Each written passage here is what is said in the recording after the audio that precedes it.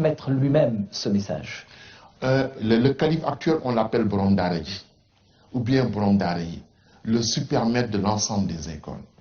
Parce que dans sa famille, il y a le culte du savoir, le culte de la connaissance. Et son grand-père El Hadj Malick Sy a dit « Ala ya bani haza zamanu, da'awtukum li ihya'i dini bil ulumi ajibu ». Je demande à l'ensemble des jeunes de ce temps d'essayer de vivifier la religion. Par quoi? Par les sciences. Il n'a pas dit par la science, il a dit par les sciences. Par les sciences, la science religieuse, mais également par l'ensemble des sciences. Et il dit Ajib, répondez à cet appel, répondez à cette invite. Et pendant 40 ans, il a formé l'écrasante majorité des chouyours au niveau du Sénégal.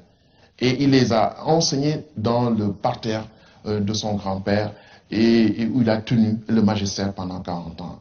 Et son grand-père, c'est Hadj Malick, a formé la première université qu'on appelait l'université de Niamey. Il a pris des gens. C'est lui qui a initié la formation des formateurs. C'est la formation des formateurs. Il a pris des gens, c'était sa stratégie, qui étaient déjà bien formés. Il a organisé un séminaire à Niamey, où il a réuni une centaine de personnes qui étaient déjà bien formées, qui connaissaient tout, le Coran par cœur, etc. Il les a formés au niveau de la Dawa. Et une fois la formation terminée, il les a placés dans les différentes régions du Sénégal, il les a placés à Abidjan, il les a placés au Burkina Faso, il les a placés au Bénin, il les a placés au Gabon.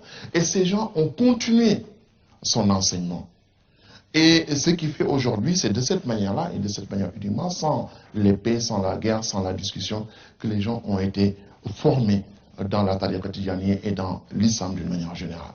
Et aujourd'hui, plus que jamais, le problème de la Oumma islamique par rapport au savoir, parce que quand même nous sommes l'une des nations les plus en retard quand on prend le PNUD, les pays les plus en retard du point de vue de l'éducation, du point de vue de l'alphabétisation, ce sont les pays.